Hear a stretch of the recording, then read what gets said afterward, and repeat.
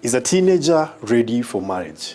Can a 19-year-old lady get married? What do you do when your parents are against the person that you want to get married? Today, I get to sit down with a couple who've got a 12-year experience when it comes to this. Welcome to Decoded. My name is Dayan Masinde. I am a relationship and marriage coach.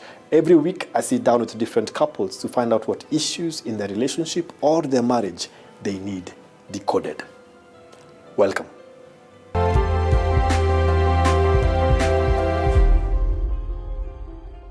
My name is Agre Odhiambo Pany. I'm a born-again Christian. I fellowship at Deliverance Church Umoja, and I reside in Umoja. Yes. I'm Sylvia Malesi. He's my husband.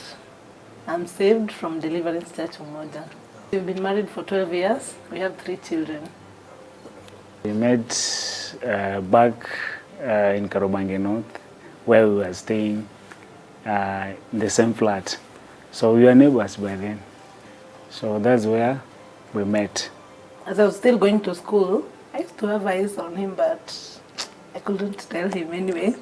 We are Africans. It's the man who normally starts. She was courageous. She used to talk too much, and that attracted me to her because I wanted somebody who was like natural.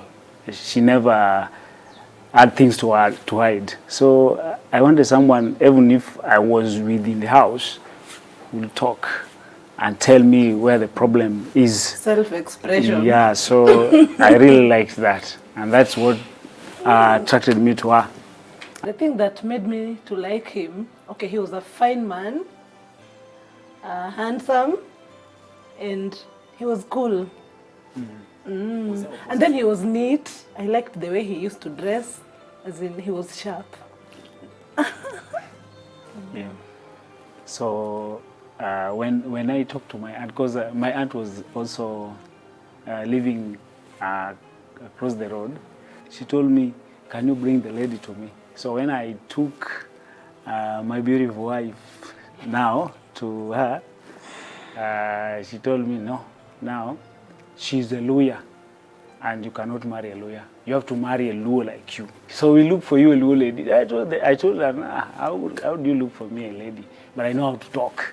I can talk to a lady myself and seduce." There's a day that they met, the auntie and her met. She can tell us what the auntie told her. She called me in her house. She asked me to stop seeing him.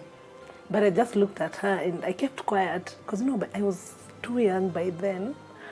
She was ready to lecture me. Then she was like, "Wewe msichana." Then I told her, "Please, please, please, better allow it now. Because whether you like it or not, I'll get married to your son." Then after she left, actually for us, we continued with our plans. Because even my parents were against it, especially my dad. Though my mom was a bit understanding. But for my dad, he found it very difficult. Because number one, he said that I was still young for marriage.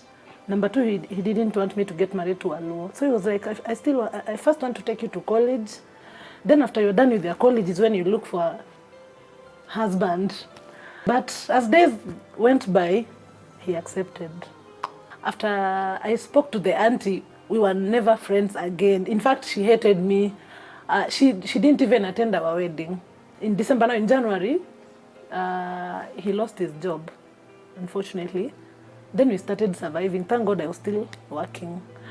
Then when he went to visit the auntie was like, "Now how are you people surviving? How are you managing to pay your house rent, food, blah, blah, blah." Then he told the auntie, "No, we are managing. At least my wife is supportive." Then she was like, "Kumbe msichana ako tu hivyo mzuri." Now the following day, it was on a Monday. I was just seated in my office. Then I saw an M-Pesa message. Looking at it, it was her. I was like, as she sent me money, really. Before I called her, she's the one who called. "Habari yako? Umeona hiyo?" And I was like, nimeona. Tumia hiyo. And I was so happy. In fact, from there, she used to send me money like almost every week. And we became best friends. Until now, we are best friends. Marriage is a learning experience. is really learning. It is something that you keep on learning. And the love, you know, if you marry someone whom you love or loves you, that love keeps you going. It keeps you moving. Though there are challenges, we are saying in marriage there are potholes, there are bumps, and some smooth road. But you need to cope with all that which is in marriage, the challenges that are there. That's why you say marriage is a continuous learning process. There is no one who is perfect. Marriage is about learning, as he has just said, that no one is perfect. And then what I also learned is that you must learn how to tighten your belt, as in whichever way it comes, you adapt. You adapt to the weather. Another one is information sharing, whereby she does things without involving me. I also do some without involving her. In terms of finances, because she may be having some money somewhere, but she doesn't tell me what she's going to do with it. What I get is the list of what she's done. So you don't know whether she added some things in it so that it reconciles with the money that she has. So that makes it very difficult for us. But that was then. Now we are trying to iron it out.